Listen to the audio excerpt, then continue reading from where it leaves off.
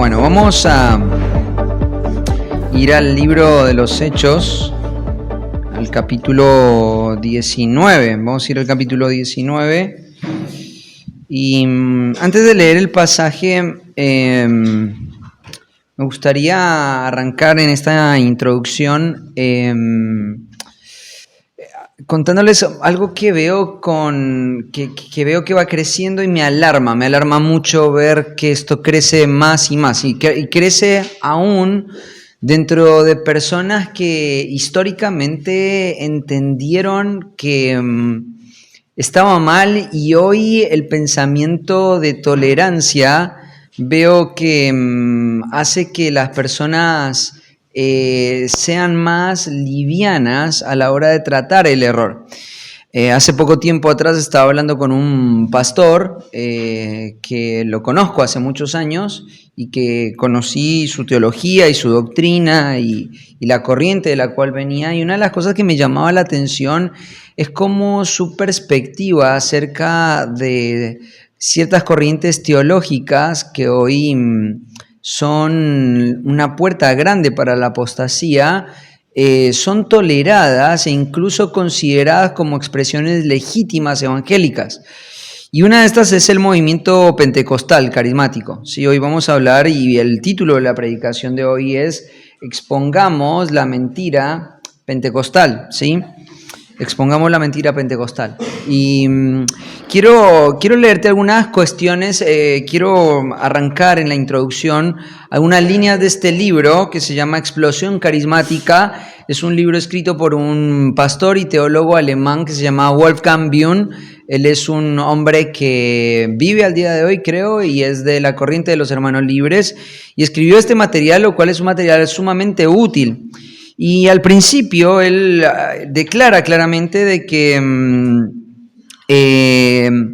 este movimiento, esta corriente, que es la corriente carismática o pentecostal, ¿sí?, es una gran puerta, él lo denomina así, es una gran puerta abierta hacia la apostasía, Hay dentro del movimiento pentecostal grandes propulsores, y han habido personas que han sido importantes para este movimiento. Por ejemplo, uno de ellos es C.P. Wagner. Por ejemplo, este hombre afirmaba cosas como: estoy convencido de que en el siglo XX estamos viviendo un derramamiento del Espíritu Santo sobre toda la cristiandad, más importante que en cualquier otro momento de la historia.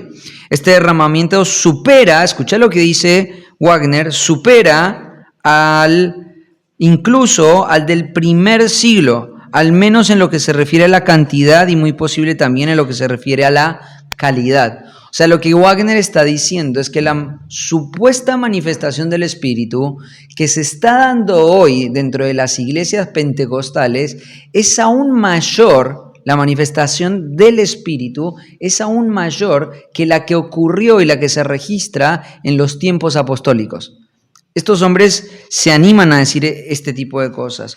Otro de los hombres, emblemas de este movimiento, se llama John Wimber. Él escribe lo siguiente: Dios está introduciendo otra vez el ministerio del profeta. En los próximos años, el profeta desempeñará un papel fundamental tanto en el comienzo como en la conservación del avivamiento.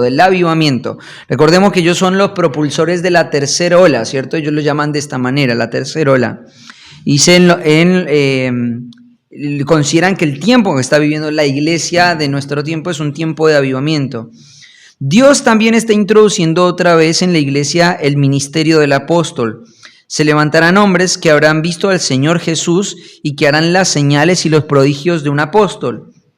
Desde el siglo I no hemos vuelto a tener tales hombres, pero sí Dios se ha valido de ellos al principio, porque no puede usarlos al final. Además, habrá una nueva comprensión de lo sobrenatural. La aparición de ángeles en las reuniones llegará a algo normal, y el Señor mismo también aparecerá en las semanas, meses y años por venir. Las sanidades llegarán a ser algo tan natural que incluso los niños estarán capacitados para llevarlas a cabo. Incluso las resurrecciones de entre los muertos se generalizarán. Veréis evangelistas con el don de la sanidad que levantarán sus manos, y de sus manos saldrá luz. Si esa luz toca a alguien que está enfermo, al instante habrá sanado. Veréis cómo brazos y miembros amputados volverán y crecer aún a la luz de el evangelista que los toque, John Weaver. Estas son el tipo de afirmaciones que estos hombres hace varias décadas vienen haciendo.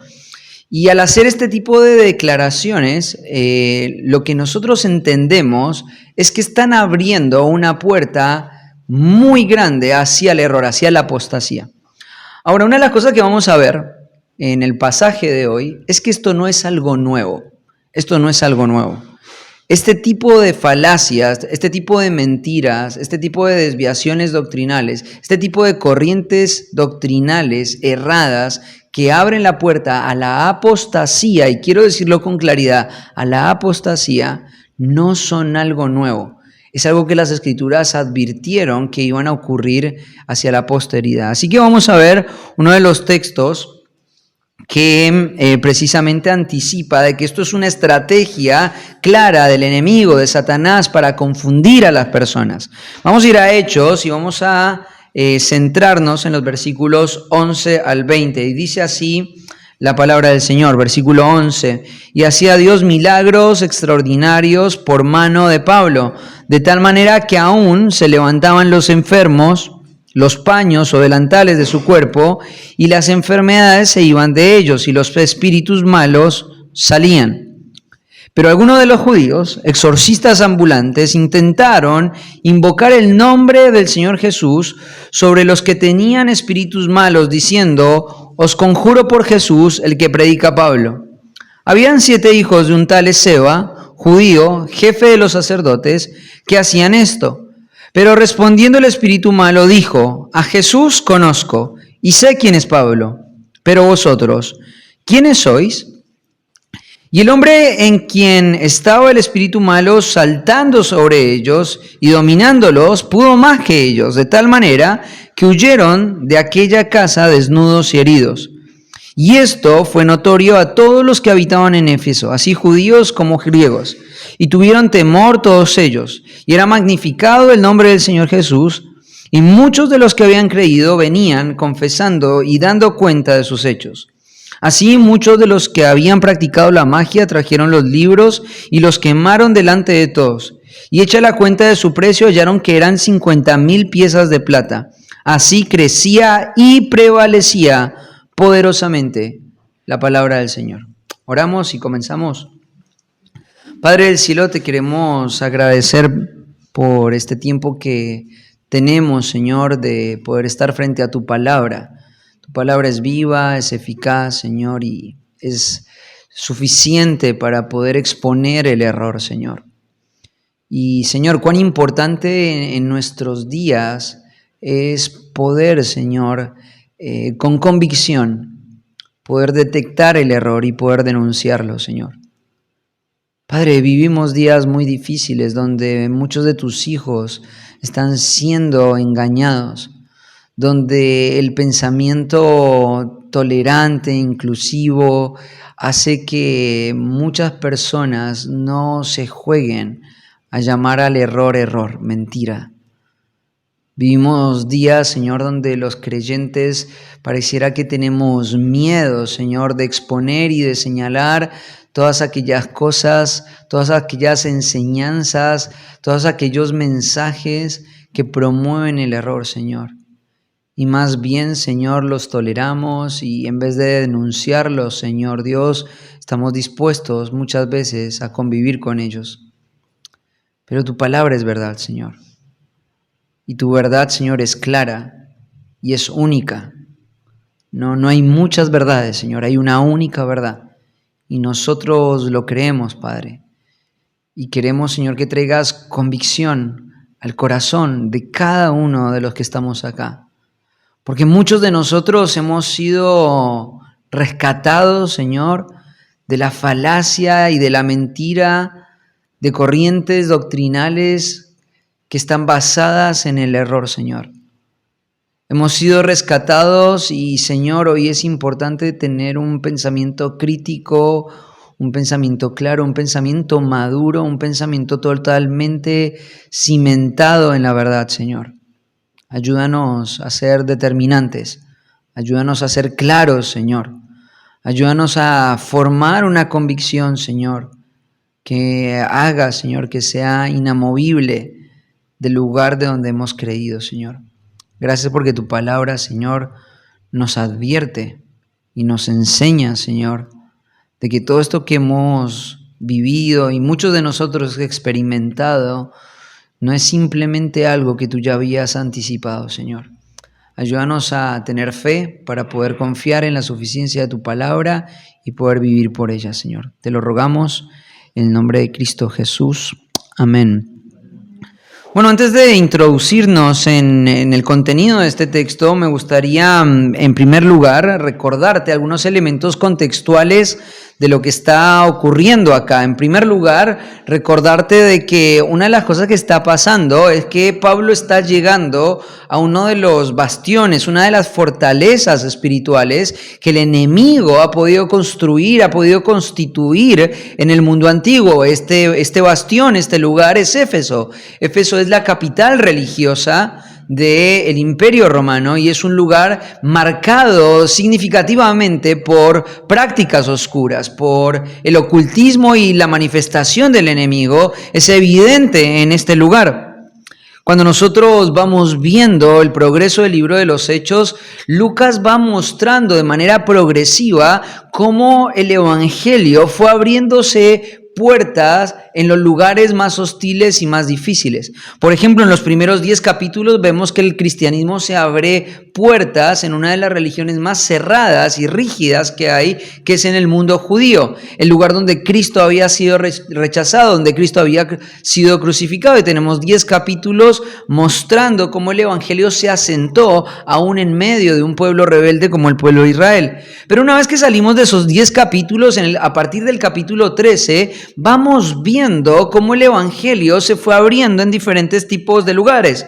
Por ejemplo, en el capítulo 16 vimos cómo el evangelio se abrió puertas en medio de una ciudad como Filipos. ¿Te acordás cuando Pablo estaba ahí? Pablo no entendía la ciudad, Pablo no entendía el lugar, no entendía lo que estaba pasando en esta ciudad, la dinámica de esta ciudad, y esta ciudad era el emblema de la fuerza militar de Roma. Todos los soldados victoriosos, emblemáticos, que habían traído las grandes victorias y significativas victorias en el progreso del Imperio Romano, vivían en Filipos, y Filipos era el emblema de la fuerza militar de Roma. Sin embargo, en ese lugar se abrió puerta del evangelio para establecerse y erradicarse. Si pensamos, por ejemplo, en cuál era el bastión económico del Imperio Romano, sin duda alguna, uno de esos bastiones era la ciudad de Corinto. Y en el capítulo 18 podemos ver cómo el evangelio y el mensaje de la palabra se abrió en este lugar económicamente poderoso para poder asentar una iglesia ahí y tener también un faro en medio de la oscuridad. Si nosotros pensamos, por ejemplo, en el emblema del conocimiento, de la sabiduría y de la inteligencia humana, sin duda alguna una de las cosas que pensaríamos sería en la ciudad de Atenas. Y sin embargo, ahí también el evangelio se abrió lugar. No hubo ningún lugar lo suficientemente robusto para resistirse a la arremetida de la iglesia, avanzando ciudad por ciudad, sin importar emblema de qué fuese. Ahora, cuando llegamos acá al capítulo 19, lo que estamos viendo es el emblema religioso. Entonces podríamos pensar, bueno, sería natural pensar que el evangelio puede triunfar en un lugar donde la economía es importante, o el evangelio podría abrirse paso en un lugar donde la fuerza militar es importante, o el evangelio se podría abrir lugar en un lugar donde el conocimiento es importante. Pero ¿puede el evangelio abrirse lugar en un lugar donde la religión es importante? Y entonces acá Lucas va a llegar al clímax del tercer viaje misionero de Pablo para decir, el evangelio puede penetrar aún un bastión religioso, un bastión de la religión falsa. Entonces va a llegar Pablo a este lugar, ¿no? Ahora, cuando nosotros vemos esto, inevitablemente traemos a nuestra mente la promesa del Señor Jesucristo en el capítulo 16, cuando estaba hablando Cristo con Pedro, anticipando la existencia de la iglesia y anticipando el éxito de la iglesia, que las puertas del Hades no iban a poder prevalecer contra la arremetida de la iglesia. Lo hemos hablado muchas veces acerca de este pasaje. La iglesia es un ejército que va a la ciudad fortificada del Hades, va a la ciudad fortificada de la muerte, y la ciudad, cuando ve la amenaza de la iglesia, cierra sus puertas porque está viniendo este ejército, y cuando cierra sus puertas para poder detener la arremetida de la iglesia, esas puertas no pueden prevalecer. Y cada una de estas narrativas que vemos en el libro de los Hechos es un reflejo de que esto está pasando tal como Cristo lo había anticipado. No hubo ciudad alguna, sin importar cuál fuera su fortaleza, que pudiera aguantar la arremetida de la iglesia. La vigencia de la promesa de Cristo de Hechos 16 está latente. Ahora, entendiendo esto y entendiendo que estamos en este contexto de oscuridad religiosa, es ahí donde nos vamos a sumergir. Y vamos a arrancar, y quiero darte la estructura del pasaje para que la tengas en tu mente. Entonces vamos a hablar de expongamos la mentira pentecostal, primero reconociendo la manifestación real del poder de Dios en los versículos 11 al 12. En segundo lugar, reconociendo la manifestación real del poder de Dios. En segundo lugar, exponiendo las falsificaciones baratas en el versículo 13 al 16. Y en tercer lugar, esperando la reivindicación de la verdad en el versículo 17 al 20. Así que vamos a arrancar este estudio, ¿cierto? Ahí en los primeros versículos. Entonces expongamos la mentira pentecostal reconociendo la manifestación real del poder de Dios. Y mira cómo arranca ahí el texto.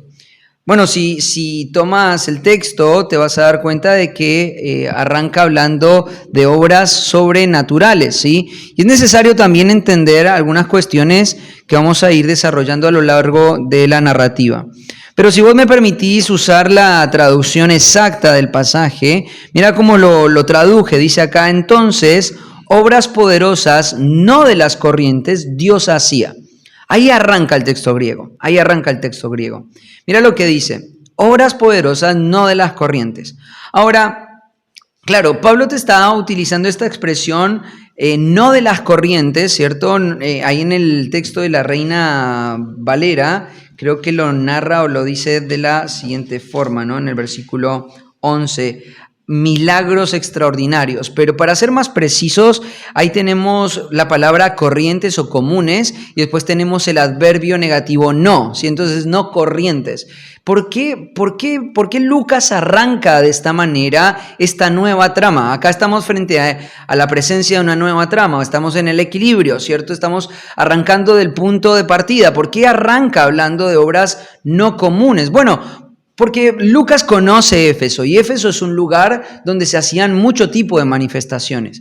Si vos prestaste atención a la lectura inicial, vas a ver que ahí, por ejemplo, había mucho uso de libros de magia, de artilugios de magia. Había una práctica oscura en la ciudad de Éfeso que engañaba a las personas porque lo presentaban como una manifestación de los dioses, y en muchos casos se utilizaba el nombre de Dios, de Jehová, en el ámbito judío, y el judaísmo en el entorno de Éfeso se había unido a esta cultura misticista en la ciudad de Éfeso, y se había creado toda una religión pagana alrededor de las cuestiones oscuras, de la magia y de los exorcismos. Entonces Lucas va a arrancar con esta expresión porque en el contexto de Éfeso esto era pan diario. Las manifestaciones milagrosas, la magia, los artilugios, los milagros, las señales, era algo muy habitual en la ciudad de Éfeso, era muy habitual. Entonces Lucas va a arrancar diciendo, bueno, Pablo llega a esta ciudad y Pablo va a empezar a hacer una serie de milagros, va a empezar a hacer una serie de señales en esta ciudad, pero Lucas quiere decirte algo totalmente distinto. Te está diciendo, no eran las obras de Pablo, eran las obras de Dios. Eran las obras de Dios.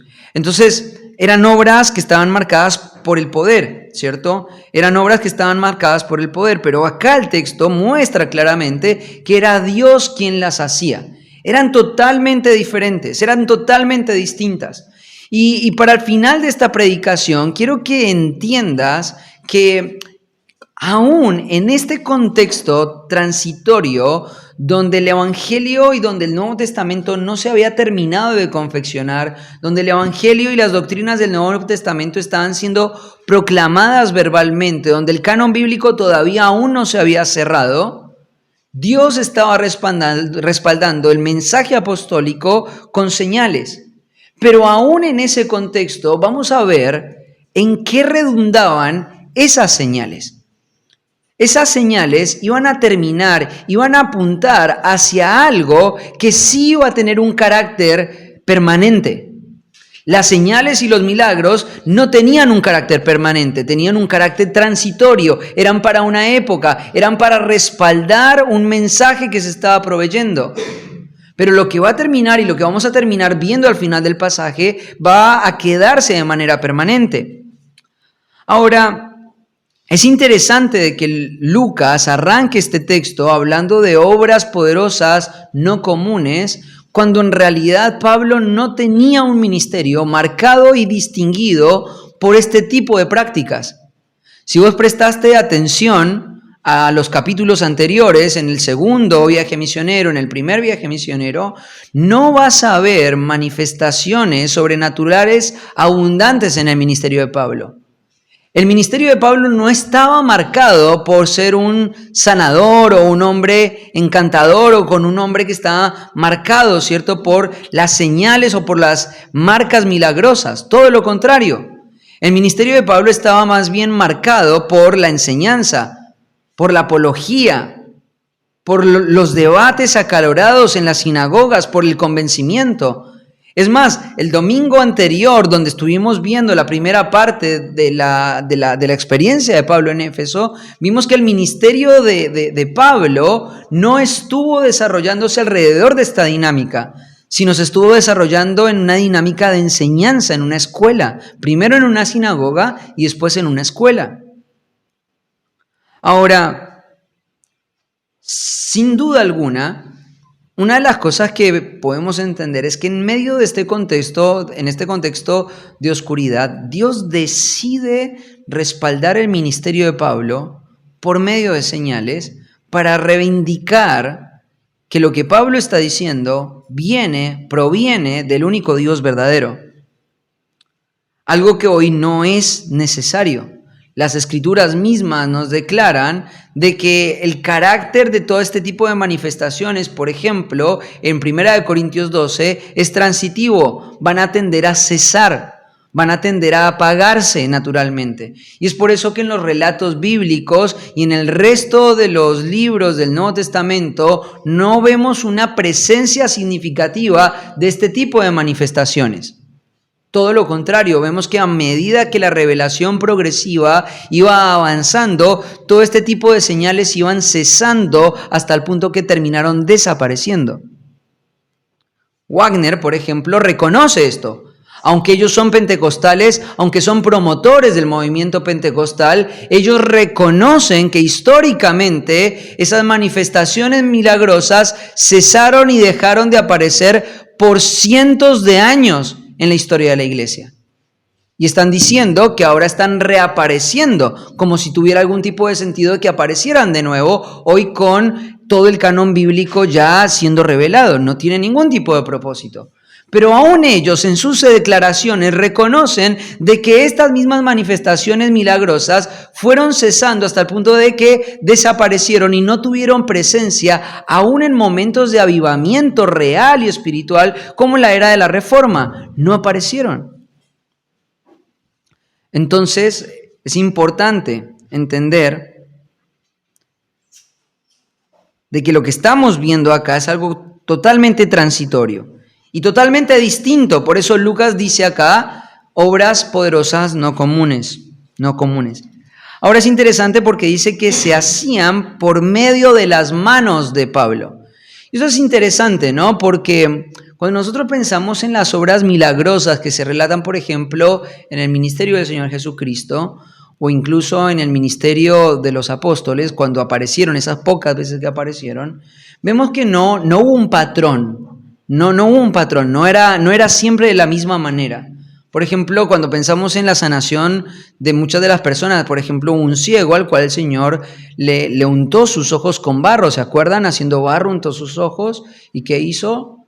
Le dio la vista, ¿cierto? ¿Por qué el Señor Jesucristo hizo esto? ¿Por qué el Señor Jesucristo muchas veces utilizó medios para poder manifestar su poder? Bueno, esto es lo que nosotros entendemos de que Dios, esto forma parte del carácter de Dios, esto nosotros le llamamos medios de gracia, medios de gracia. Dios podría haber hecho o manifestado su poder en Éfeso sin la necesidad de usar las manos de Pablo, sin duda alguna. Podría haberlo hecho. Pero acá el texto griego te dice claramente que eran hechas por medio de las manos de Pablo. ¿Por qué por medio de las manos de Pablo? Porque Dios se agrada en usar medios para manifestar su poder. Y acá, en este contexto, el medio de gracia eran las manos de Pablo. Eran las manos de Pablo las que estaban suministrando este poder. Además de eso, sabemos de que este medio de gracia tenía un propósito y era poder respaldar lo que Pablo estaba diciendo. Lo que Pablo estaba diciendo. Vamos al versículo 12 rápidamente. Mira lo que dice. De tal manera que aún le llevaban los enfermos los paños o los delantales de su cuerpo y las enfermedades iban de ellos y los espíritus malos salían. Ahora, fíjate que el versículo 12 nos va a relatar la forma específica en la que el poder de Dios se estaba manifestando. Cuando Lucas está diciendo obras no comunes, ¿a qué se está refiriendo? Bueno, y acá van a haber dos grandes grupos de obras. En primer lugar, sanación física. Y vamos a ver lo que está pasando ahí, ¿no? Porque la manifestación del poder que Pablo tiene es totalmente atípico, no tiene que ver con los artilugios ni con los engaños encantadores que hacían ciertas las personas que estaban marcadas por la magia en los días de Pablo. Mira lo que dice, llevaban a los enfermos, llevaban a personas enfermas. Pablo lo que estaba haciendo era sanar personas que tenían problemas físicos. Ahora es interesante porque le llevaban, dice, atuendos. Y mira lo que dice ahí, le llevaban atuendos. Y literalmente lo que está diciendo era que le llevaban sudarios o le llevaban delantales de las personas que estaban enfermas en representación de las personas. Y el contacto que estaba teniendo con Pablo estaba suministrando sanidad en este tipo de personas. Pero la segunda manifestación, y es ahí donde se va a centrar más el texto, la historia y la narrativa, es en la segunda manifestación. Mira lo que dice, las enfermedades se iban de ellos, ¿no? Pero en segundo lugar, y los espíritus malos salían. Ahora, esto es interesante porque acá vamos a tener un pasaje que nos va a brindar una perspectiva de una rama de la teología que es la angeliología. Y nos va a mostrar de que el mundo demoníaco, el mundo de los demonios, el mundo de la posesión es algo totalmente real, es algo real. Las escrituras hablan de esto. Y esto sigue en vigencia, esto sigue ocurriendo en nuestro tiempo. Ahora, creo que es importante entender de que las escrituras hablan de la posesión demoníaca como algo totalmente real y además de eso como algo natural. Por ejemplo, sabemos de que la esfera espiritual es real porque opera en todos los hombres. En Efesios capítulo 2, versículo 12 nos dice, en los cuales anduvisteis en otro tiempo, siguiendo la corriente de este mundo, conforme al príncipe de la potestad del aire, el espíritu que ahora opera en los hijos de desobediencia. Esto es un concepto que es importante entenderlo. Cada uno de nosotros en algún momento, cada persona en este salón, en algún momento ha sufrido la experiencia de la posesión demoníaca. Esto es lo que está diciendo este texto. Todos los que estamos acá en algún momento, sin Cristo, éramos operados. La palabra operar es controlados por el dominio de Satanás. Es más, quiero decirte una cosa. Si acá, en este momento, hay algún creyente falso, esa persona está siendo controlada y operada por el príncipe de la potestad del aire. Esa persona en alguna medida está siendo poseída por el enemigo. Entonces, si alguien no es verdaderamente creyente acá, y ese es el peligro de los falsos creyentes, es que está siendo operado por el enemigo. El enemigo sabe quiénes son falsos creyentes. Pero además de eso, todos y cada uno de nosotros en algún momento sufrimos la experiencia de la posesión demoníaca cuando estábamos sin Cristo. Porque Él opera, mira lo que dice ahí, ahora opera en los hijos de desobediencia. Nadie acá nació viviendo una vida de obediencia a la fe en el Evangelio. La obediencia a la fe en el Evangelio fue una experiencia que en algún momento empezaste a vivir y antes de esa experiencia vos serás operado. Ahora la pregunta es, ¿cómo se manifiesta esa posesión demoníaca? ¿Cómo se manifiesta esa posesión demoníaca? Bueno, las escrituras declaran que estas manifestaciones o esta posesión demoníaca que el enemigo ejerce sobre los hijos de desobediencia tiene tres características o tiene tres manifestaciones claras. En primer lugar, tiene que ver con la manifestación de el enceguecer el entendimiento. Fíjate lo que dice 2 Corintios capítulo 4, versículo 4. En los cuales el Dios de este siglo cegó el entendimiento de los incrédulos para que no le resplandezca la luz del Evangelio de la gloria de Cristo, la cual es la imagen de Dios.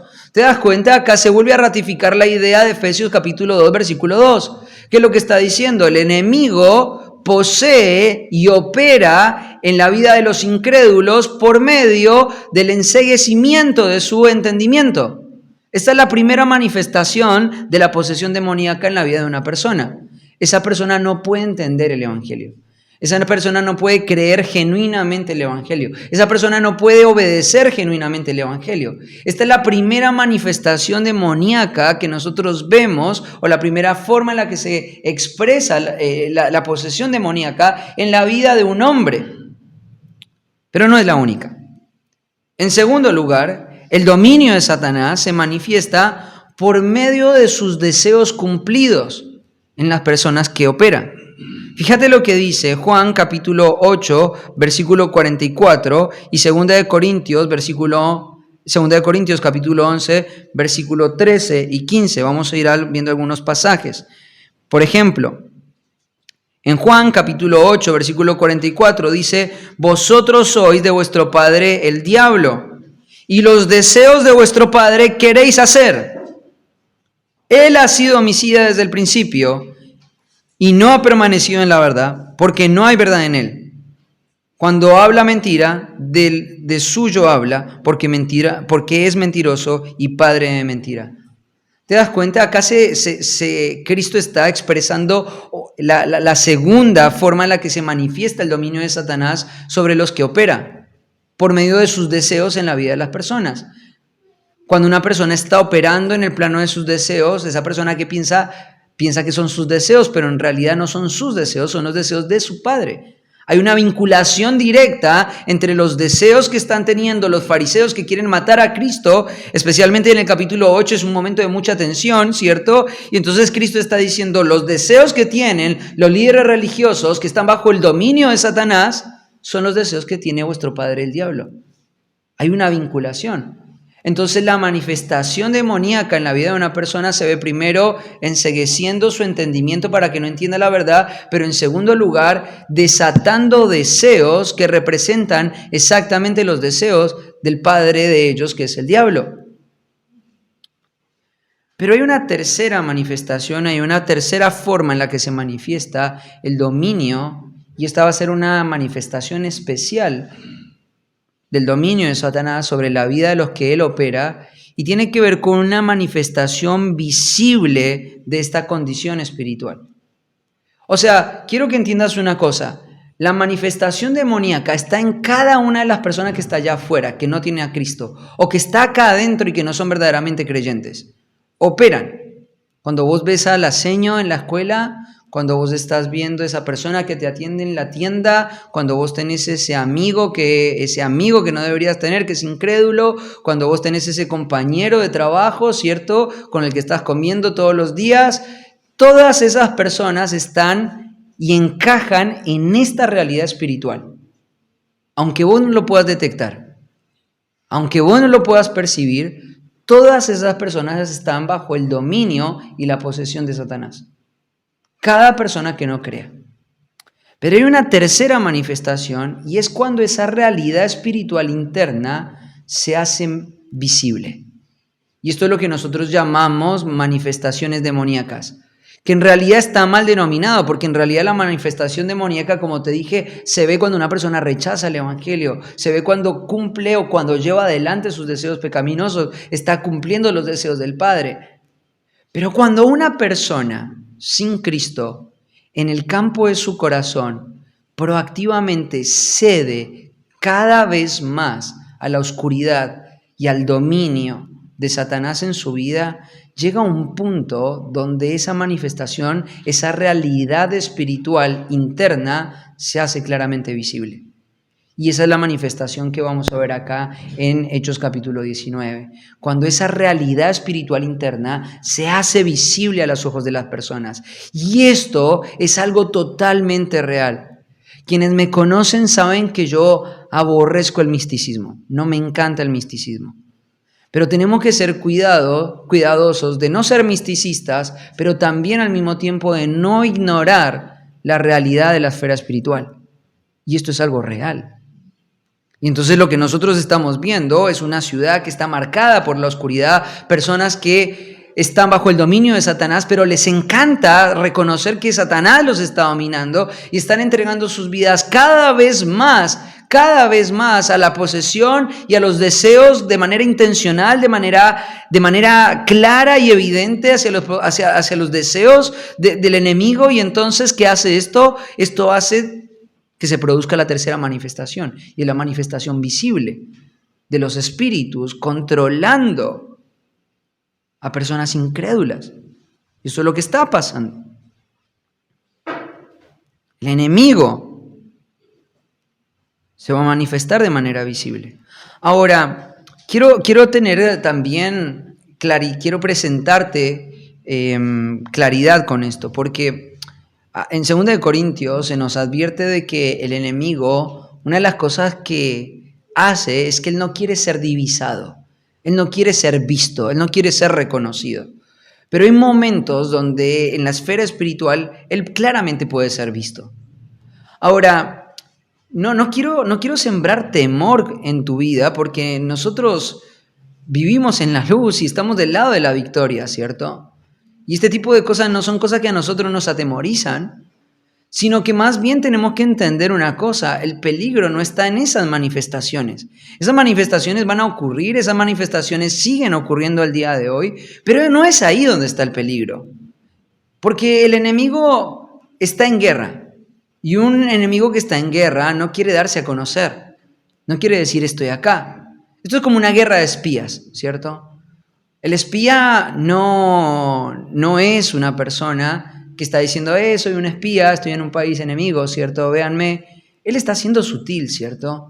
Él está manejándose por debajo de la mesa para que nadie lo detecte, por debajo del radar para que nadie pueda verlo. Y esto es lo que hace el enemigo, ¿no? El enemigo, las manifestaciones demoníacas del enemigo ocurren cuando él se viste como luz para no ser detectado. Y ahí hay una presión demoníaca. Me acuerdo que una vez estaba hablando con un hombre y me hablaba de esto, y era un hombre sumamente misticista, y yo le decía, tenés que tenerle más miedo a las manifestaciones del enemigo cuando vas en la avenida General Paz, ahí en Buenos Aires, y te ponen el cartel de una mujer semidesnuda para promocionarte eso. Eso es tentación, esas son manifestaciones demoníacas. La tentación cuando estás ahí en tu trabajo y tenés toda la posibilidad de poder robarte algo sin que nadie te vea, eso es una manifestación demoníaca, porque el enemigo quiere cazarte y destruirte. Y está en guerra y él no quiere manifestarse para que vos lo veas.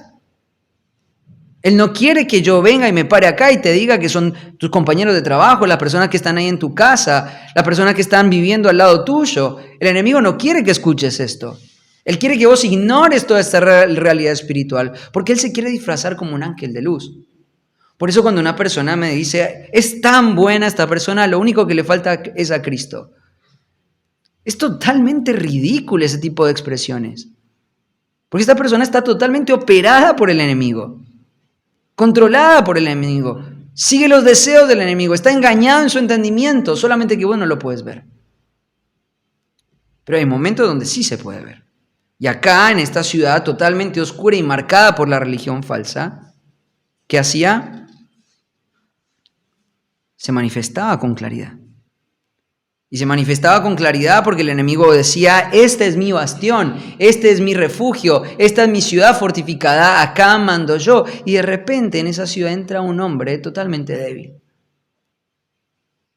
totalmente común y corriente. Y de repente el poder de Dios empieza a manifestar delante de él.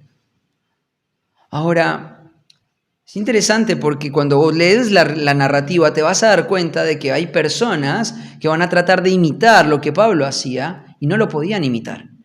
Ni la calidad, ni la cantidad, ni la exactitud de la manifestación del poder de Pablo. Te vas a dar cuenta de que estas personas tenían mecanismos, tenían sistemas, tenían rituales que ellos aprendían en las escuelas para poder llevar adelante estos milagros, y Pablo no había pasado por ninguna de esas escuelas. Al contrario, había tomado posesión de una escuela de esa ciudad para enseñar algo completamente contrario. Necesitamos entender que en nuestra mente debemos aprender a distinguir con claridad las verdaderas manifestaciones del poder de Dios. Y eso es lo que Lucas quiere hacer acá. Y al final de toda esta narrativa vamos a ver dónde se manifiestan y cuáles son las expresiones reales de la manifestación de Dios. Porque hoy estos milagros de sanación no ocurren, estas campañas de exorcismo no ocurren como estaban ocurriendo en aquel día, pero el poder de Dios se sigue manifestando. El poder de Dios se sigue manifestando. Entonces claramente Lucas te pone acá y te describe esto para que veas de que Pablo no estaba teniendo un conflicto con la fe de la persona que estaba sanando, no tenía un conflicto con los espíritus que estaba expulsando, no estaba gritando, ni danzando, ni haciendo una gran algarabía para que estos espíritus se fueran. Él simplemente lo hacía con mucha claridad. Porque lo único que necesitaba era hacer lo que él venía haciendo. Y sabes una cosa, no puedes desvincular estas manifestaciones del poder que Dios estaba desplegando a través de Pablo de lo que Pablo venía haciendo. ¿Qué estaba haciendo Pablo antes? Porque si yo me centro en esta narrativa, me voy a desvincularlo de lo que Pablo venía haciendo. Pablo no estaba haciendo un énfasis en la sanidad, estaba haciendo un énfasis en la enseñanza escritural. ¿Te acordás?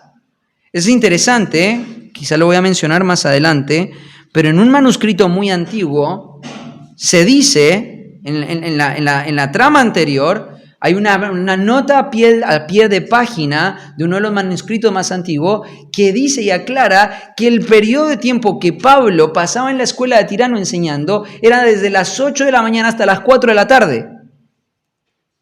No sabemos si esto se puso ahí porque realmente se sabía o si es una descripción. Claramente no ha sido incluido en los textos porque no formaba parte de los textos. Pero esto era lo que Pablo hacía y Pablo lo podemos creer porque Pablo en su discurso en Hechos 20 dice que de noche y de día no cesaba ¿de qué? De enseñar y de amonestar y de instruir. Pablo no era un curandero, no era un milagrero como los predicadores que vemos hoy en las iglesias carismáticas y pentecostales que hacen que las personas pasen adelante. Pablo era un expositor de la palabra, era un enseñador de las escrituras. Entonces vos no podés ver estas expresiones milagrosas desvinculadas de lo que era el centro del ministerio de Pablo. Tenés que reconocer dónde está. Y en medio de la enseñanza, en medio de la proclamación de la verdad, en medio de la precisión, en medio de un mensaje contundente, fue que Dios empezó a respaldar esa enseñanza por medio de esto en este momento particular. Pero la centralidad del poder de Pablo no residía en que él tenía un poder sobrenatural, sino que él era un hombre comprometido con la verdad. Y por eso Dios lo respaldó. Entonces, resumiendo este primer punto, reconocemos la manifestación real del poder de Dios, viendo el respaldo divino, viendo los medios de gracia y viendo los beneficiados fidedignos. Estas personas no eran personas que se trastabillaban, eran personas totalmente sanadas. Es más, traían atuendos, ropa, vestimenta de las personas que estaban enfermas, que estaban lejos de Pablo y aún así se sanaban. Y los espíritus inmundos eran echados con mucha facilidad. por la autoridad de Pablo. ¿Por qué? Porque tenía un ministerio de enseñanza claro y vigente. En segundo lugar, expongamos la mentira pentecostal, exponiendo las falsificaciones baratas. Vamos a ir al versículo 13, exponiendo las falsificaciones baratas, versículo 13. Mira lo que dice, pero, y acá hay una inflexión, en el versículo 13, ahí tenemos esta palabra, pero algunos de los judíos. Y vamos a ver que en la escena van a entrar los judíos, ¿sí? Los judíos. Una de las cosas que ocurrían y que son tristes es que Éfeso se entregaba a la oscuridad, pero al mismo tiempo sufría la oscuridad. Claro, nosotros entendemos cómo funciona la dinámica del enemigo y de Satanás, ¿no? Satanás promete mucho, da poco y te termina robando todo, ¿no? Las personas le entregaban, le consagraban su vida a la oscuridad y después terminaban siendo atormentadas. Esto es lo que estaba pasando acá. Ahora, en el antiguo mundo, en el antiguo tiempo, los judíos eran conocidos como personas eficaces para poder llevar adelante este tipo de exorcismos, ¿cierto? Eran conocidos de esta forma, tenían esta forma, este tipo de reputación. Ahora, me encanta porque el texto en realidad griego empieza con la palabra ekeirasen, que es la palabra intentaron. Mira, dice, pero algunos judíos, mira la palabra, exorcistas, intentaron. ¿Viste la palabra intentaron que tenés ahí en el texto? ¿La ves? Esa palabra en el texto griego es la primera palabra de esta cláusula. Incluso está antes que la palabra pero. ¿Sabes por qué Lucas la está poniendo al principio? Bueno, tenés que entender un poquito de la gramática griega. La gramática griega no necesita un orden para entenderse. La gramática griega funciona en su estructura con sus terminaciones. Vos puedes poner las palabras donde quieras y por su terminación vos puedes entender cuál es la función gramatical que tiene. Pero cuando un texto griego te pone una palabra de una oración o de una cláusula al principio, es porque quiere hacer énfasis ahí. Y la palabra intentaron que vos tenés ahí está muy bien traducida, pero en el texto griego aparece en el versículo 13 al principio. ¿Por qué? Porque la inflexión está acá. Habían personas que falsificaban. Y sabes una cosa, yo arranqué hablando del movimiento pentecostal porque creo que esta descripción que nosotros vemos acá es algo que las escrituras anticipan, que es la estrategia del enemigo implementada hace mucho tiempo. Y cuando veo el mundo pentecostal, cuando veo la doctrina carismática, cuando veo la explosión carismática que describe Wolfgang Bühn, lo que veo es esta misma estrategia de Satanás siendo implementada en nuestros días para engañar a las personas y para abrirle puerta a la apostasía. Y creo que la sana doctrina y las iglesias que proclaman la sana doctrina tienen que ser lo suficientemente radicales y categóricas en decir de que esto es una puerta a la apostasía. Y esto es lo que ellos van a tratar de hacer y eso es lo que tratan de hacer en nuestros días. Ellos falsifican, medran e intentan hacer una copia barata del poder de Dios. Una copia barata del poder de Dios. Y esto es lo que vamos a ver acá. ¿Cuál va a ser la herramienta? Que el enemigo va a utilizar para contrarrestar el ministerio de Pablo? ¿Cuál va a ser la herramienta? La falsificación. Y acá van a aparecer en la escena, van a entrar en la escena un grupo de judíos, un grupo de personas que eran de la nación de Israel. Ellos tenían una reputación, ellos usaban el nombre de Jehová para llevar adelante sus exorcismos. Esta palabra intentar la quiere Lucas resaltar como una palabra protagonista. ¿Por qué? Porque van a hacer eso precisamente. Son un intento. Y lo que nosotros vemos en estas iglesias milagreras de nuestro tiempo son un intento. Son un intento que terminan siendo usadas por el enemigo para confundir a muchas personas.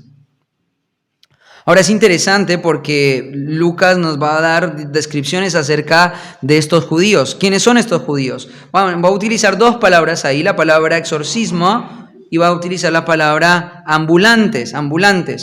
La palabra deambulantes puede utilizarse también para vagabundos, ¿cierto? Personas que vivían enteramente de esto, vivían del show, vivían de llamar la atención, vivían de crear artilugios, vivían de falsificar manifestaciones sobrenaturales, eran engañadores, eran encantadores, eran vagabundos. Y se implementa esta palabra porque no eran personas que se radicaban en un lugar. ¿Sabes por qué no se radicaban en un lugar? Porque si se quedaban en un lugar, se manifestaba su falacia, su mentira. Eran personas que iban deambulando de un lugar a otro porque cuando se les acababa las herramientas de la magia, tenían que ir a otro lugar donde pudieran generar asombro. Porque eso es lo que hace la falsificación, ¿no? Porque muchos de ustedes están acá, que vienen de este mundo de falsedad. Porque yo estoy acá, que vine de este mundo de falsedad. Porque me cansé. Porque si me quedo en ese mismo lugar, ¿cierto? Me doy claramente cuenta de que es mentira. Y esto es lo que pasa con estas personas. Ellos no se pueden quedar en un lugar. Ellos tienen que ir saltando de un lugar a otro para ir engañando nuevas personas, para ir engañando un nuevo público. Yo crecí en un entorno, en una iglesia marcada por este tipo de cosas. ¿Puedo pedir un poquito de agua a alguien? ¿Puede ser? ¿Vos me trajiste? Pobre. Gracias, Irina.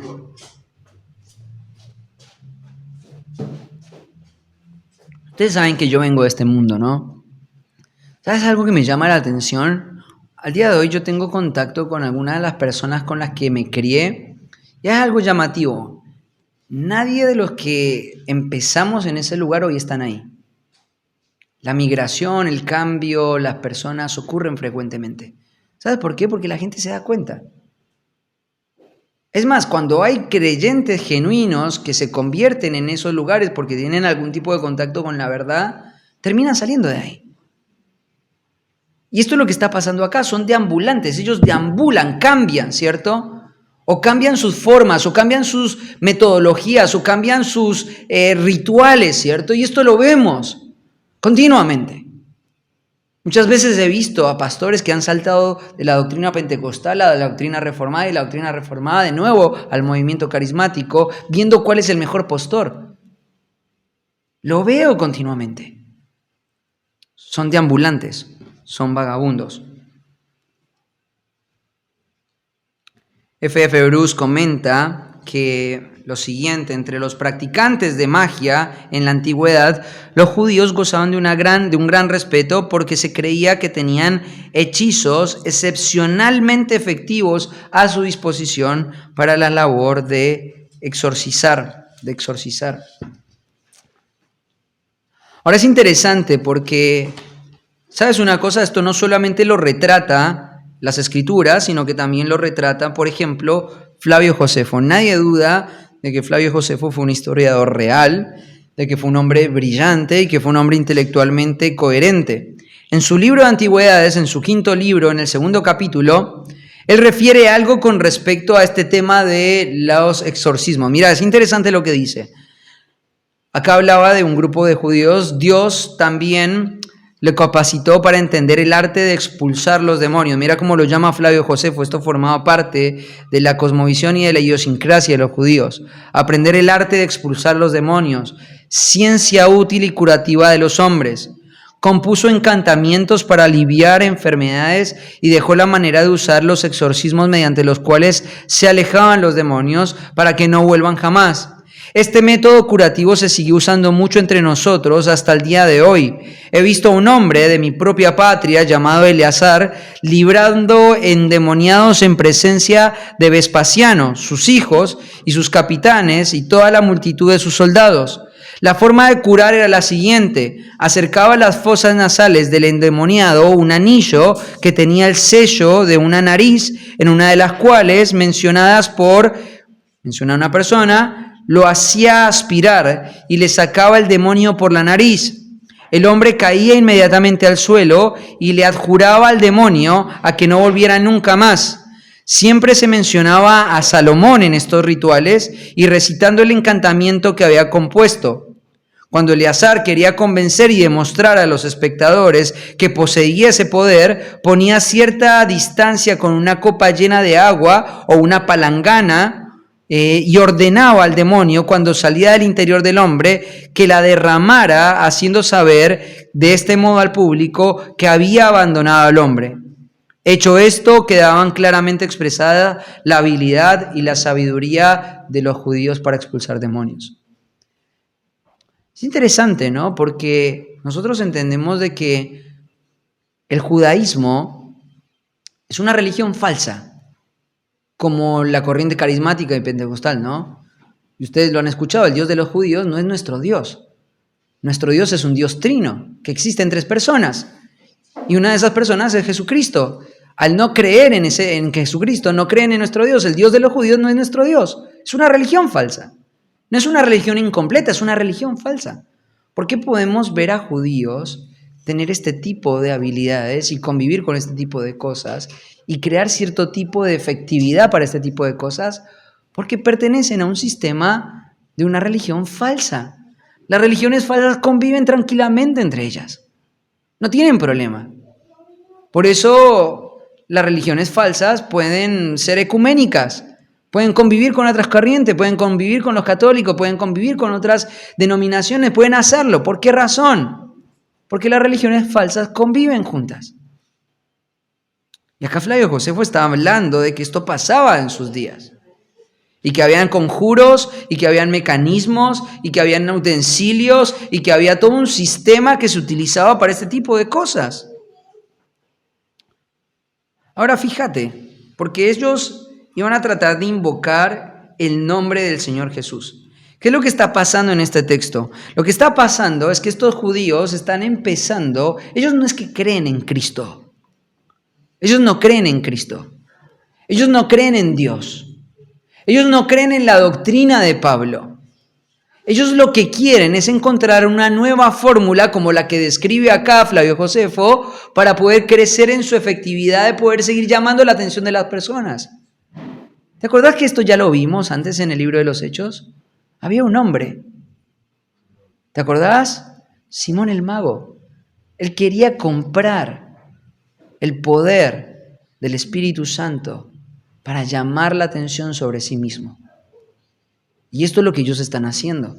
Estos hombres no están preocupados en poder sacar los demonios de aquellos que están siendo atormentados. Estos hombres quieren encontrar una fórmula mágica para que las masas y las personas los vean a ellos. Esos son sus deseos. Me llaman la atención porque el otro día estaba hablando con una persona de nuestra iglesia y teníamos que visitarle y esta persona estaba en su trabajo y le dijo a su compañero, me tengo que ir rápido porque me viene a visitar el pastor de la iglesia. Y le decía a esta persona, ¿pero eso es normal? Me dice, que el pastor de tu iglesia te visite. Y dice, ¿por qué? Y dice, no, porque los pastores están allá arriba y la gente no accede a ellos, ¿no? Y esto es lo que se crea en una cultura. Un pastor es una persona más. Es un individuo común y corriente, es una persona accesible, es una persona que incluso vive en medio de la iglesia. ¿Pero por qué quieren este tipo de artilugios o por qué quieren este tipo de poderes sanadores? Para poder poner la mirada sobre ellos y sentirse que son distintos y superiores al resto. Y detrás de esos deseos está Satanás utilizando esos deseos para poder engañar a las personas. Entonces, ¿son las palabras de Pablo las que funcionan? ¿Esta es la nueva ola? ¿Esta es la nueva corriente que hay? Entonces vamos a implementarla, vamos a expulsar demonios usando el nombre de Jesús, del cual Pablo predica. Son falsificadores. Falsificadores. Tenemos que ser cuidadosos con esto. Hace unos días atrás estaba escuchando un predicador, un hombre, un representante de una organización en teoría de la sana doctrina en Argentina. Y cuando los escuchás hablar acerca de la Biblia, te das cuenta que es corriente, es una onda, es la nueva tendencia del momento, ser de sana doctrina reformado. Pero no hay una convicción, no hay contenido bíblico, no hay una teología robusta de fondo, no hay convicciones por las cuales estén dispuestos a morir. Son como estas personas que intentan falsificar la palabra de Dios. Medran la palabra de Dios. Son falsificadores, son una copia barata. Y entonces estos hombres ven el ministerio de Pablo y quieren imitar el ministerio de Pablo. Ahora, empiezan a hacer un conjuro, ¿cierto? Empiezan a hacer un conjuro. Ellos están tratando de generar una fórmula para poder hacerlo, ¿no? Es interesante lo que dice MacArthur con respecto a esto, porque por ejemplo él dice los relatos del Nuevo Testamento, sobre la expulsión de los demonios revelan lo siguiente: siempre se trata de autoridad, nunca de ritual. Todos los casos de expulsión de demonios en el Nuevo Testamento se basaron en declaraciones autoritativas y no en rituales. Quizás me pregunten, ¿qué quiero decir? Me refiero a que en lugares de largas y tediosas sesiones para intentar expulsar al demonio con fórmulas o con cualquier otro método, simplemente fue la declaración de Cristo fuera. Los demonios desaparecieron. Eso sí que fue autoridad y no ritual. Nunca fue una fórmula. Nunca un exorcismo, ni una sesión, ni una convocatoria de exorcismos. Siempre una palabra de autoridad. En Mateo capítulo 8, versículo 16, dice que Cristo expulsaba a los espíritus con la palabra, ¿Te das cuenta que todo esto que se hace, toda esta, perdón que utilice esta palabra, payasada que se hace en los rituales pentecostales no tiene nada que ver con la verdad? No tiene que ver con ritual, no tiene que ver con campañas, tiene que ver con la autoridad de las Escrituras. Una persona endemoniada lo que necesita escuchar es el mensaje autoritativo y claro del Evangelio. Ahora ellos van a tratar de generar una nueva fórmula y nos va a decir quiénes son. Mira, es interesante porque Lucas te va a dar más información acerca de estos falsificadores y te va a dar más datos para que te des cuenta de que son falsos en todo el sentido de la palabra. Falsos. Versículo 14. Había 7 hijos de un tal Esceva, judío, jefe de los sacerdotes, que hacía esto. Ahora, es interesante porque acá te va a decir quiénes son los que estaban llevando adelante esto. Eran judíos, pero no eran cualquier judíos. Eran hijos de un tal Esceva. Al lado del nombre Esceva hay un pronombre indefinido en el griego. Por eso ahí vos ves esa palabra tal. Subraya esa palabra. La palabra tal, un tal Esceva. Y la siguiente palabra que sigue es la palabra jefe de los sacerdotes. La palabra que aparece ahí para jefe de los sacerdotes es la misma palabra para sumo sacerdote. Sumo sacerdote. Ahora quiero decirte una cosa. Los judíos, con sus registros, son muy estrictos. Muy estrictos. Vos lees el libro de Segunda de Crónicas y está lleno de genealogías y son muy específicas las genealogías. Los judíos tienen muy claros sus registros. ¿Qué rabinos sabían? ¿En qué sinagogas? ¿En qué ciudades? ¿Y quiénes eran los sumos sacerdotes? ¿Sabes una cosa? No hay ningún registro de una persona que sea sumo sacerdote con el nombre Seba. Y entonces acá se genera un conflicto. Entonces la Biblia tiene un error. No, subraya el pronombre indefinido tal. Pronombre indefinido en el griego, ¿no? Que acá se traduce con la palabra tal. ¿Por qué se pone un tal es Seba? ¿Por qué te pone ese nombre? Porque él se hacía pasar por sumo sacerdote. Él se hacía pasar por familia del sumo sacerdote y a sus hijos como sacerdotes. Y eso era lo que él vendía. Por eso Lucas te está dando esta información, para que te des cuenta que el carácter de estos hombres era el carácter de hombres falsos, marcados por el engaño, marcados por la mentira. Ellos no podían distinguir la verdad de la realidad, la verdad de la mentira, la realidad de lo que era falso, no lo podían hacer. Ellos se creían algo que no eran. Ese es el problema de la mentira. Se creen algo que no son. Un tal es Seba. ¿Quién te conoce, Seba? Nadie te conoce. Pero él decía que él venía de la familia sumo sacerdotal. Son engañadores. ¿No lo vemos en nuestros días? Se autoproclaman pastores, empiezan nuevas congregaciones. Dicen tener cargos jerárquicos, se llaman apóstoles de Cristo, profetas en nombre del Señor. Todo tipo de título utilizan para engañar a las personas. Y lo peor es que la gente lo cree. ¿Te das cuenta? No hay nada nuevo debajo del sol. Es la estrategia del enemigo. Es la estrategia del enemigo. Por eso el Señor nos invita a que no ignoremos sus maquinaciones, sus mecanismos para engañar. Un tal Esceva. Un engañador, un impostor, una persona marcada por la mentira. Eran ellos los que hacían esto. Versículo 15, y respondiendo el espíritu malo dijo, a Jesús conozco y sé quién es Pablo, pero vosotros, ¿quiénes sois? Ahora, yo sé lo que me vas a decir. Felipe, si ellos son y forman parte de un sistema de engaño y eran falsos, ¿por qué el enemigo no les permitió por este nuevo conjuro ser expulsados? Porque hubiese sido todavía más grande el engaño, ¿no? Y hubiese sido mejor. Bueno, el enemigo es astuto, pero no es tonto, ¿cierto? No, es necio y es padre de mentira, pero no es tonto. Él sabía que si esto ocurría, las personas iban a acudir más y más a la doctrina de Pablo. Y esto era una jugada de ajedrez que el enemigo no estaba dispuesto a hacer. No quería que las personas prestaran atención en ningún sentido a lo que Pablo estaba diciendo. Por eso no respaldó a estos engañadores. Por eso no actuó en base a lo que ellos estaban diciendo. A ellos les pareció una buena idea, pero el enemigo terminó siendo expuesto. Además de eso está la soberanía de Dios, no permitiendo y poniendo límites al engaño del enemigo.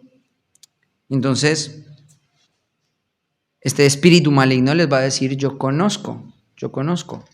Ahora, este yo conozco tiene implicancias teológicas importantes, porque el mundo espiritual reconoce claramente a sus enemigos. El mundo espiritual reconoce claramente a sus enemigos. Sabe quién es Jesús, pero escucha muy bien, el espíritu inmundo sabe quién es Pablo. Sabe quién es Pablo. ¿No te llama la atención eso? Quiero que leamos una serie de pasajes que son muy importantes para entender un poquito más al punto a donde quiero llegar. Mateo capítulo 4, versículo 1 al 7. Dice, entonces Jesús fue llevado por el Espíritu al desierto para ser tentado por el diablo. Y después de haber ayunado 40 días y 40 noches tuvo hambre y vino a él el tentador y le dijo, si eres hijo de Dios, di estas piedras que se conviertan en pan. Él respondió y dijo, escrito está, no solo de pan vivirá el hombre, sino de toda palabra que sale de la boca de Dios. Entonces el diablo le llevó a la santa ciudad y le puso sobre el pináculo del templo y le dijo, si eres hijo de Dios, échate abajo, porque escrito está, a sus ángeles mandará cerca de ti, y en sus manos te sostendrá para que no tropieces con tu pie en piedra. Jesús le dijo, escrito está, no tentarás al Señor tu Dios. Otra vez le llevó al diablo a un monte muy alto y le mostró todos los reinos del mundo y la gloria de ellos y les dijo, todo esto te daré si postrado me adorares. Entonces Jesús le dijo, vete Satanás, porque escrito está, al Señor tu Dios adorarás y solamente a él servirás. El diablo entonces le dejó y aquí vinieron los ángeles y le servían. Segunda de Corintios capítulo 2 versículo 11. Para que Satanás no gane ventaja alguna sobre nosotros, escucha muy bien, porque no ignoramos sus maquinaciones. Segunda de Corintios capítulo 11, versículo 3. Pero temo que como la serpiente con su astucia engañó a Eva, vuestros sentidos de alguna manera sean extraviados de la sincera fidelidad a Cristo. Como la serpiente engañó a Eva, ustedes sean engañados. Segunda de Corintios 11, 13 al 15, porque estos son falsos apóstoles, obreros fraudulentos, que se disfrazan como apóstoles de Cristo, y no es maravilla, porque el mismo Satanás se disfraza como ángel de luz, así que no es extraño si también sus ministros se disfrazan como ministros de justicia, cuyo fin será conforme a sus obras. Efesios capítulo 4, versículo 14, para que ya no seamos niños fluctuantes, llevados por doquiera de todo viento de doctrina, por estratagema de hombres que para engañar emplean con astucia las artimañas del error. ¿Sabes una cosa? Esto es algo interesante porque nosotros vivimos de una forma tan laxa la vida espiritual, tan relajada la vida espiritual, sin tanto fundamento, sin tanta profundidad teológica. Y cuando cuando vemos todos estos pasajes escritos del puño y letra de Pablo, cuando vemos el mismo ministerio del Señor Jesucristo, cuando vemos acá de Lucas descrito que el enemigo es capaz de detectar quiénes son sus enemigos, quién es Pablo, quién es Cristo, hay una guerra espiritual real. Ellos saben quiénes somos. Ellos saben lo que queremos hacer. Ellos saben que queremos expandir el ministerio, el reino de Dios en toda la tierra. Saben que queremos que las personas luchen en contra de su pecado. Queremos que las personas glorifiquen y adoren a Dios en verdad. El enemigo lo sabe en verdad. Sabe quiénes son sus enemigos. Y saben quiénes no lo son. ¿Quién no representa una amenaza?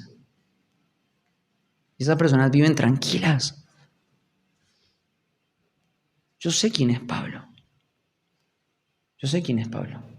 Pero ¿ustedes quiénes son? ¿Ustedes quiénes son? ¿Sabes una cosa? Hay una realidad espiritual, hay una esfera espiritual que es real. Y el enemigo reconoce a sus enemigos. Los conoce, los estudia, los observa, ve sus disciplinas, ve su dedicación, ve su consagración, ve sus esfuerzos, ve sus áreas débiles, ve dónde pueden ser tentados. Es una guerra esto. Y es real. Es real.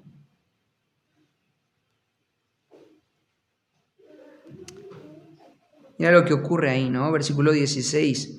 Y el hombre en quien estaba el espíritu malo, saltando sobre ellos y dominándolos, pudo más que ellos, de tal manera que huyeron de aquella casa desnudos y heridos. Me encanta porque mira la palabra que utiliza ahí es la palabra sometidos. Ellos fueron a someter y terminaron bajo el dominio de. La palabra ahí, ¿cierto? Es la palabra katakureio, que es la palabra para dominar. Esta palabra se ha utilizado en otros libros, ¿cierto? Para hablar de una persona dominada, sometida, puesta, ¿cierto? Bajo el dominio. Fueron dominados los hijos de Seba. ¿Sabes? Estas personas no tienen la capacidad de dominar absolutamente nada, no pueden cambiar nada. Están totalmente dominados por el poder del enemigo y terminan huyendo, terminan desnudos. Y es interesante porque mira la palabra que utiliza ahí, es la palabra trauma. La palabra trauma, terminaron heridos. ¿Sabes cuál es la palabra que se me viene a mí a la mente? Es vergüenza. Terminaron en vergüenza. Desnudos, dominados, heridos. Vergüenza. Cuando yo veo esos predicadores pentecostales, me cuesta creer que tanta gente los siga, porque son vergonzosos. Dan vergüenza, su doctrina da vergüenza. Son engañadores, intentan ser una imitación del poder de Dios. Y lo único que hacen es dar vergüenza. ¿Sabes qué? Los incrédulos, cuando los escuchan, se ríen de ellos. Se ríen de ellos, los rechazan. Y lo peor de todo es que hay muchas personas que los siguen, porque ofrecen algo. Ojo, ofrecen misticismo, ofrecen prosperidad, ofrecen felicidad, salud mental, ofrecen un montón de cosas. No es gratis que los siguen, pero los siguen. Pero ¿sabes qué hacen? Producen vergüenza. Vergüenza. Tenemos que terminar. En tercer lugar, expongamos el error pentecostal esperando la reivindicación de la verdad. Mira los últimos versículos. Y esto fue notorio a todos. Esto fue notorio a todos. Te digo, es interesante, ¿no? Porque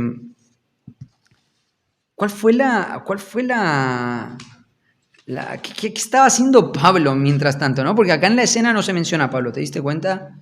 No se menciona ni a Priscila, ni a Aquila, ni a los discípulos, ni a Timoteo, ni a absolutamente nadie. Están los hijos de Seba.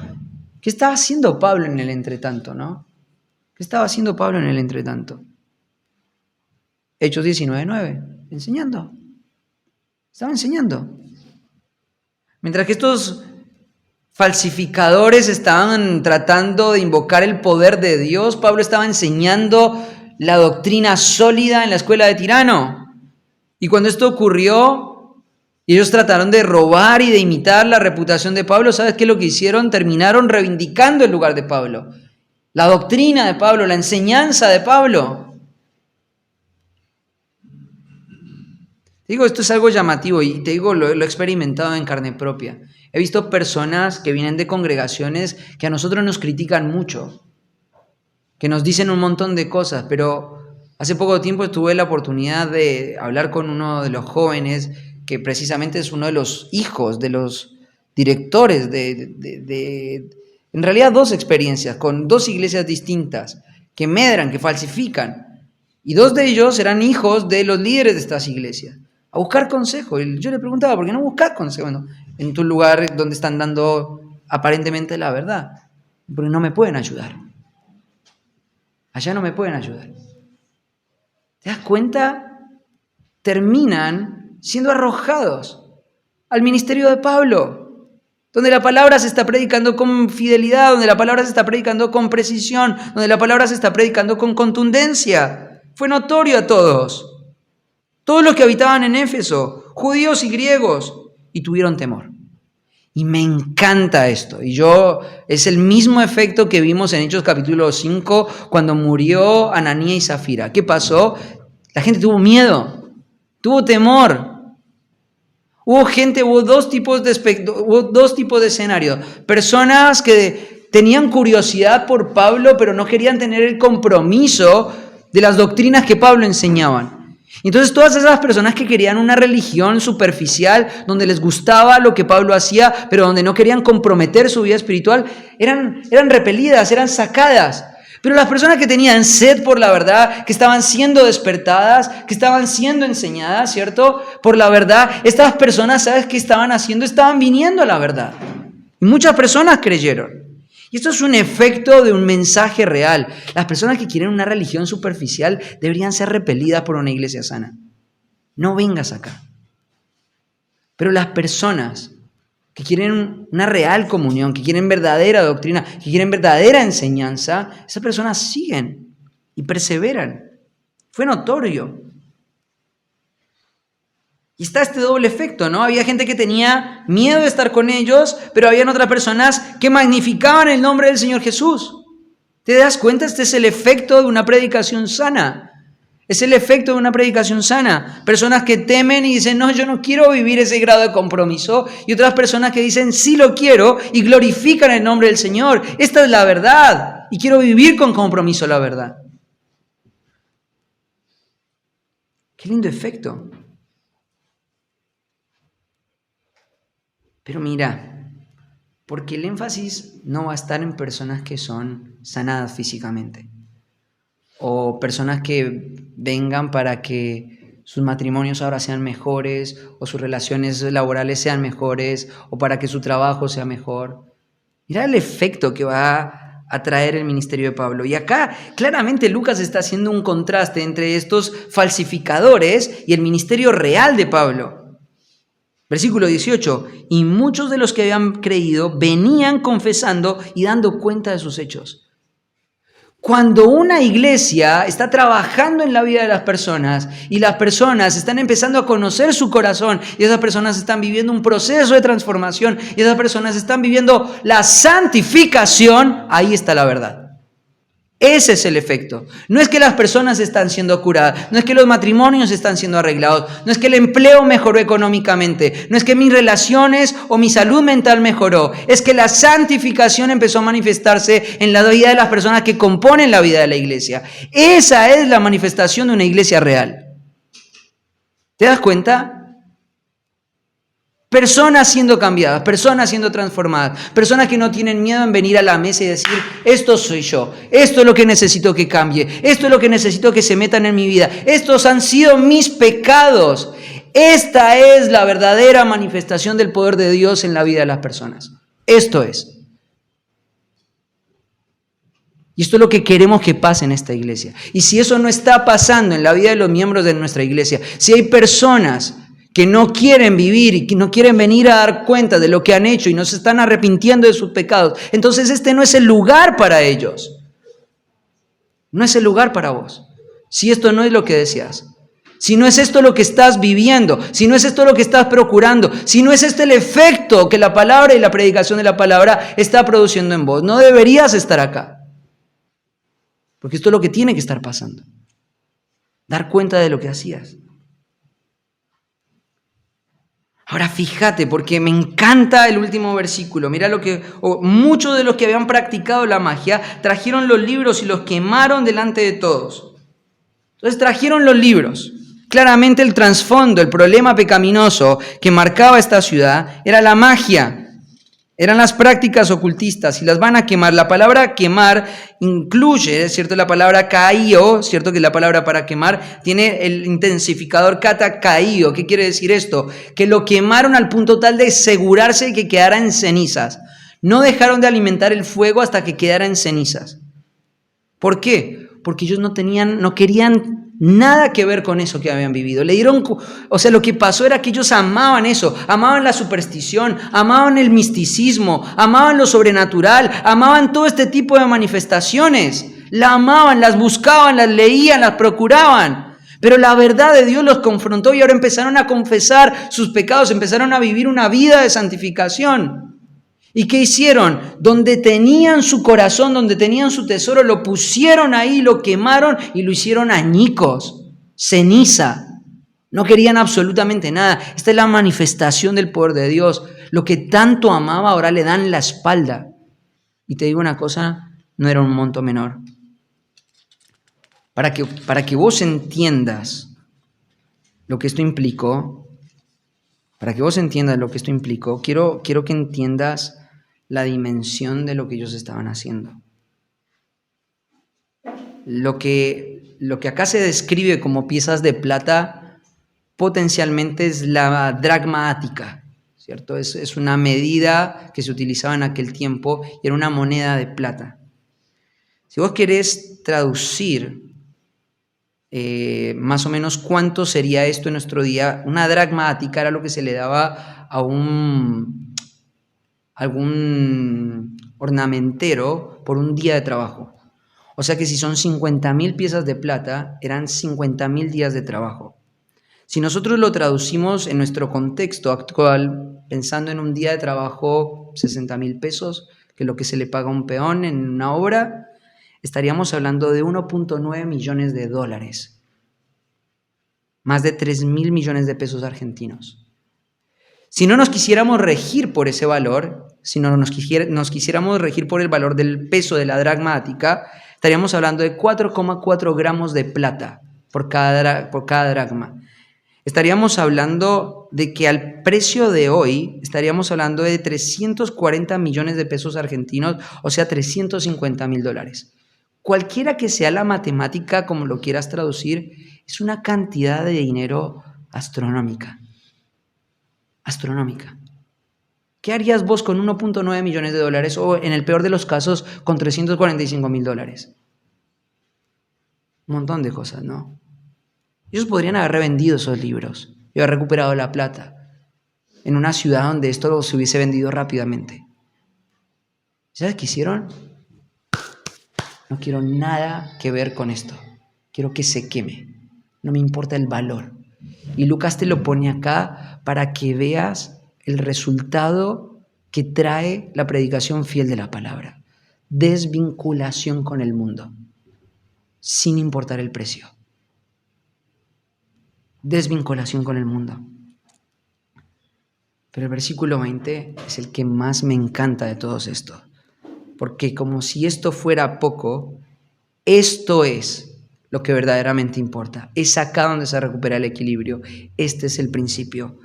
Así, escucha muy bien, subraya esa palabra, así crecía y prevalecía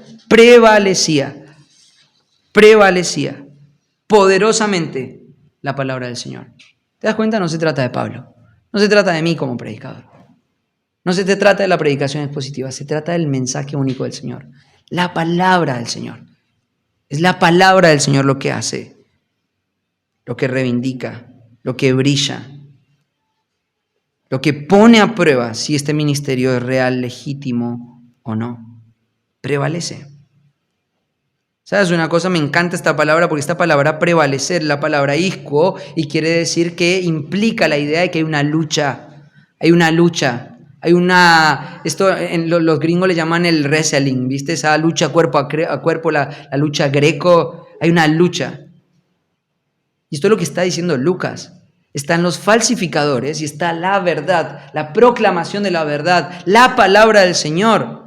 Estas personas que están tratando de imitar, hay una lucha, aunque uno la quiera reconocer, aunque uno quiera ser categórico, tarde o temprano vas a tener que reconocer, hay una lucha y la pregunta es si vos estás dispuesto a librarla. Cuando estés con esa persona que está siendo engañada por el error, si la vas a confrontar y le vas a decir, eso es una falsa religión. El movimiento pentecostal es una falsa religión. No son hermanos en Cristo con una diferente doctrina. Es una falsa religión.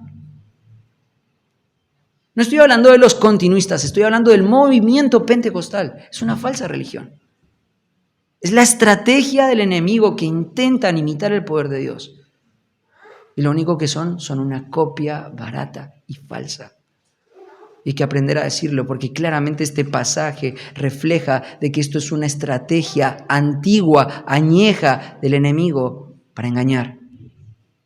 Y si la palabra de Dios no prevalece, si la predicación expositiva no prevalece, entonces perdimos la batalla. Porque estamos en una batalla. Estamos luchando cuerpo a cuerpo contra el error. Y yo estoy dispuesto a luchar y a librar esa batalla.